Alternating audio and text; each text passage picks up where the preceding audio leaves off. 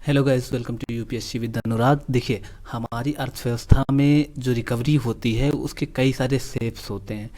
Shape से मतलब कि उसको कई सारे पैटर्न्स में हम देखते हैं और उन पैटर्न्स को हम अलग अलग नाम से जानते हैं। जैसे के शेप रिकवरी हो गई, जेड शेप रिकवरी हो गई, U shape, W shape, V shape. तो ऐसी बहुत सारी रिकवरीज होती हैं जो कि हमारी अर्थव्यवस्था में होती हैं। देखिए, रिकवरी जो होता है के शेप की, वो कब होता है? तो जब मंदी के बाद अर्थव्यवस्था के विभिन्न हिस्सों में अलग अलग दर समय परिणाम में रिकवरी होती है। चलो एक बार हम अपने व्हाइट बोर्ड पे चलते हैं। देखिए, सबसे पहले क्या हुआ? मंदी हुई। मंदी को हम ऐसे लिख लेते हैं कि कोविड 19। कोविड 19 को हम मंदी लिख लेते हैं क्योंकि देखिए, सारे जो आर्थिक क्रियाकलाप थे वो ठप हो गए थे लॉकडाउन की वजह से। तो इसको हम मंदी का दर्जा दे देते हैं। उसके बाद क्या होता है? मंदी के बाद जो है, जब सारी आर्थिक गतिविधियां फिर से शुरू होती हैं, ठीक है, मंदी के बाद जो है जब आर्थिक गतिविधियां शुरू होती हैं, जब आर्थिक गतिविधि शुरू होती है, तो ऐसी कंडीशन में क्या होता है कि फिर से विकास और समृद्धि होना शुरू होती है। क्या होता है? विकास और समृद्धि।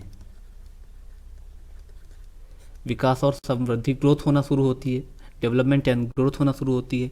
तो ऐसी स्थिति में हमारी जीडीपी का एक शेप बनता है। ठीक, तो उसको हम कहते हैं रिकवरी, कि जीडीपी अब रिकवर हो रही है।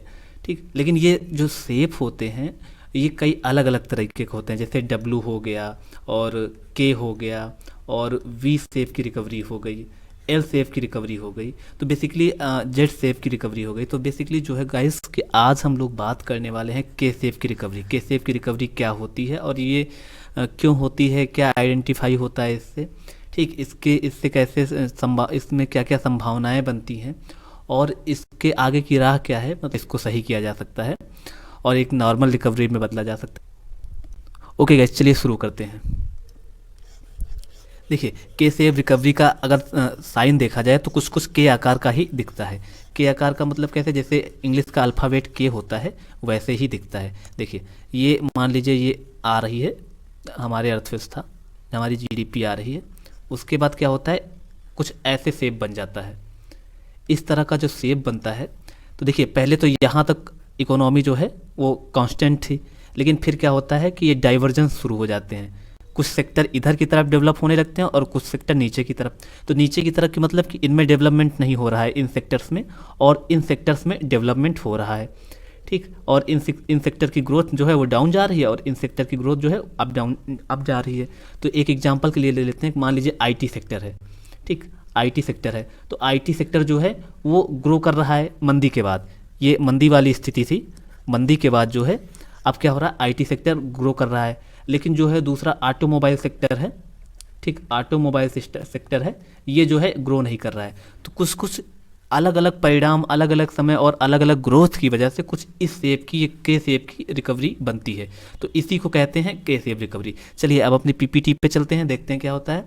तो के शेप रिकवरी तब होती है जब मंदी के बाद, देखिए ये रिकवरी जो है वो मंदी के बाद ही आती है, के बाद विभिन्न हिस्सों में अलग अलग दर समय परिणाम में रिकवरी होती है।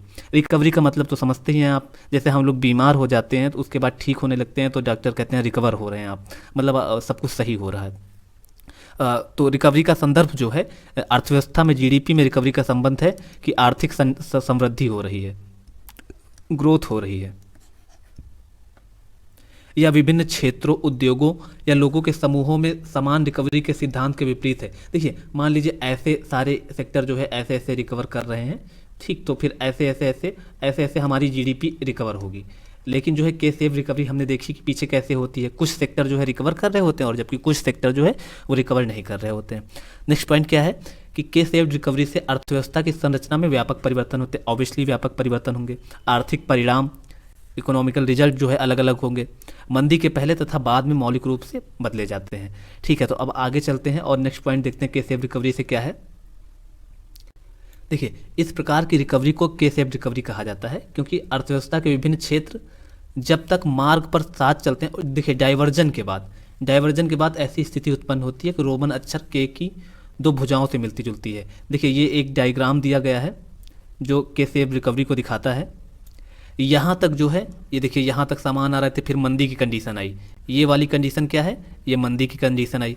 फिर धीरे धीरे चीज़ें सही होना शुरू हुआ, और उसके बाद क्या हुआ कि एक सेक्टर जो है ज़्यादा डेवलप करने लगा, एक सेक्टर की ग्रोथ ज़्यादा हो गई, और एक सेक्टर जो है वो थोड़ा सा डेवलपमेंट नहीं हो पाया उसमें।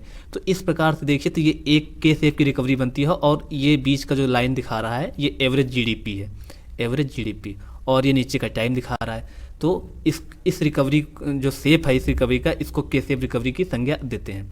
ठीक है, चलो ये तो हो गया। अब कुछ और शेप देख लेते हैं रिकवरी के।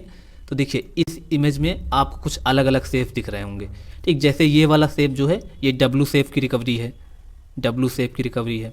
ठीक, ये वाला यू शेप की रिकवरी है, ये वाला वी शेप की रिकवरी है। ठीक, इसी तरह जो है ये दोनों भी अलग अलग, मतलब कई तरह की इकोनॉमी में रिकवरीज पाई जाती हैं।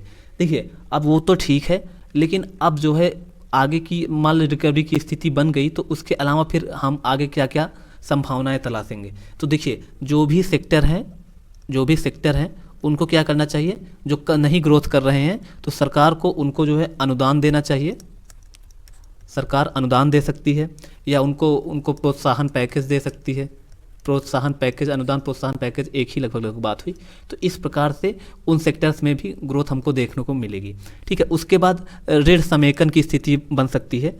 ऋण समेकन क्या है, देखिए ऋण समेकन क्या है। ऋण समेकन जो है ऋण को मैनेज करने के लिए एक समझ लो एक कॉन्सेप्ट है ऋण को मैनेज करने के लिए। तो क्या होता है इसमें, मान लीजिए कि जैसे आपके पास 100 रुपये का एक ऋण है, और दूसरा ऋण जो है वो 200 रुपये का है, तो टोटल आपके पास कितने का ऋण है, 300 का ऋण है।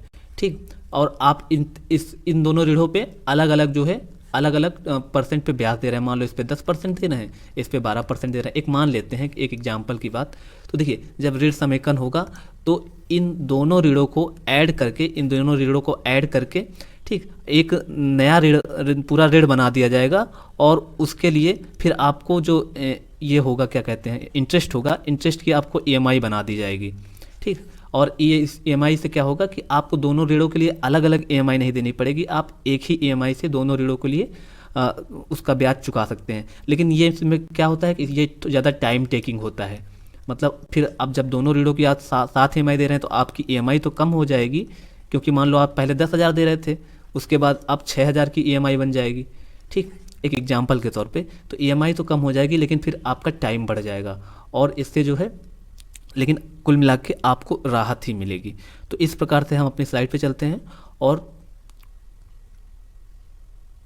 एक मिनट, हाँ, तो इस प्रकार से ऋण समेकन करके भी जो छोटे सेक्टर्स हैं या जो ग्रोथ नहीं कर रहे हैं उनको हम इंक्रीज कर सकते हैं, उनको हम डेवलप कर सकते हैं, और उनमें ग्रोथ बना सकते हैं। ठीक, तो जो आर्थिक शून्यता की स्थिति थी वो स्थिति अब नहीं रहेगी। तो ये कुछ दो तरीके थे, जैसे कि एक ऋण समेकन हो गया, और दूसरा हो गया कि हम जो है गवर्नमेंट उनको प्रोत्साहन पैकेज दे सकती है। देखिए ये ऋण समेकन हो गया, और गवर्नमेंट उनको प्रोत्साहन पैकेज दे सकती है। तो और कई सारे तरीके हैं, लेकिन अभी हम सिर्फ 2 ही तरीकों की चर्चा करेंगे। और इन 2 तरीकों से जो है कि हम इस के शेप की रिकवरी को जो है हम नॉर्मल बना सकते हैं। तो आई होप कि आपको समझ में आया होगा। Thank you so much guys. और प्लीज़ अगर वीडियो मेरी मेहनत अच्छी लगती है आपको तो आप